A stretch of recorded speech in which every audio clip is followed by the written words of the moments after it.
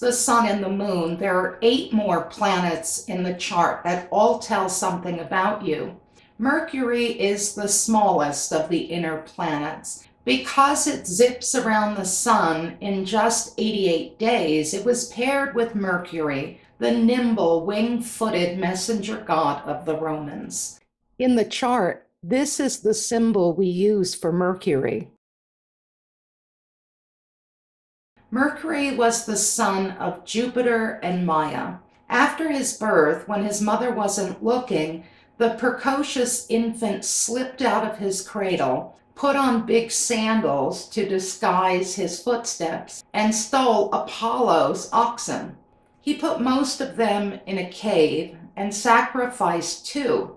In that moment, he invented the idea of humans communicating with the gods through sacrifice. While he was at the cave hiding the oxen, he picked up the shell of a tortoise. He put some strings across it and created the lyre, which he knew how to play instantly. Well, Apollo had the gift of prophecy, so he knew Mercury was the thief. And he went to the mother, Maya, and said, "Hey, your son stole my oxen." She pointed to the innocent sleeping baby in the cradle and said, "Look, he couldn't have done that."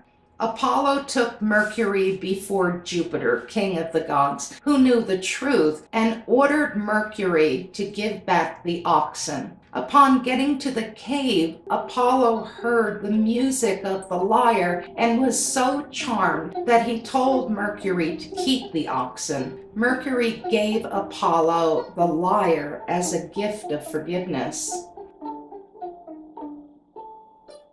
Let's look at this story.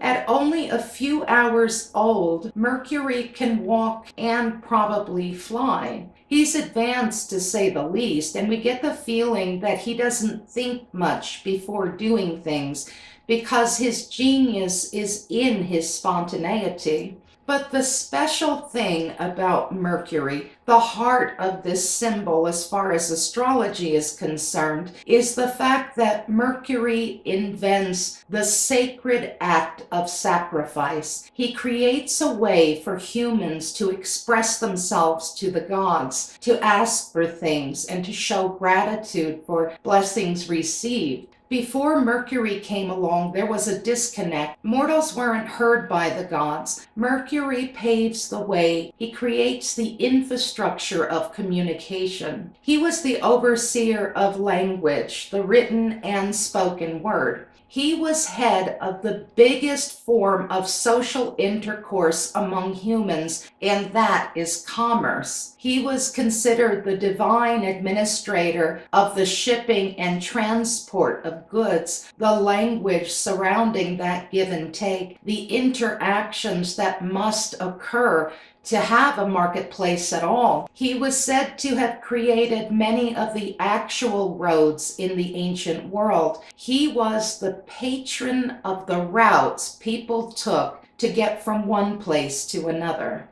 Let's get into the fact that he's the messenger god. You must understand that a messenger in ancient Roman times was different from a messenger today. Now a messenger just takes a package or some documents to the address and person that's written on the envelope. But in ancient Rome, the messenger was just as important as the message. And if you wanted a messenger, you would get the one who, when they put your message into words, was most likely to attain the result you wanted. If you had a velvet tongue, you were considered a child of Mercury. And in the ancient world, people did sacrifice the tongues of animals to this god. Since dreams were considered messages from Mount Olympus, Mercury was also responsible for sleep, the channel through which dreams were sent to people. Now, astronomers noticed that each time the planet Mercury made an orbit, it vanished vanished around the far side of the sun and couldn't be seen from the surface of the earth. That disappearance was explained as the time when Mercury was guiding the spirits of the dead into the underworld, while Pluto was changed into a gloomy-eyed god by his time under the earth.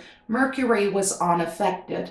He stays the eternal youth with a fresh outlook and moves on from everything rather quickly. He specializes in messaging, but he's somewhat competent in a lot of different things, a divine jack of all trades. For instance, he was herald of the gods, the bringer of news, and the overseer of ceremony. He was the trusted pourer of the drinks of the gods. He was a maintainer of peace through language. He was said to have come up with music and the art of fighting and gymnastics and the cultivation of the olive tree and measures and weights and youth itself. He has always struck me as the handyman of Mount Olympus because his duties are so wide and varied. He was a guide for traveling ladies. He fetched people for Jupiter. He fastened Prometheus to the rock where he was to be tortured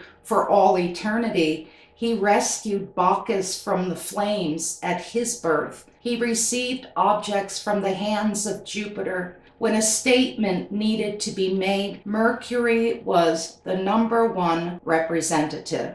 In astrology, the sign Mercury is in and its position in your chart tells how you communicate, especially your speech patterns, what you tend to talk about, and the way you tend to say it, even the vocabulary you tend to use. Are you an intuitive thinker or are you more logical? Do you use imagination or are you exacting and precise? This planet tells what kind of student you are, how slow and pragmatic, or how quick and witty. What do you pay attention to in conversation? What makes you feel intellectually stimulated and connected? Are you a muller or do you tend to blurt things out? Your style of thinking and speaking and writing is found in your Mercury placement. Your fine motor movements, how you conduct yourself in the marketplace, and what kind of consumer you tend to be are all colored by the sign, position, and conditions in which your Mercury is found.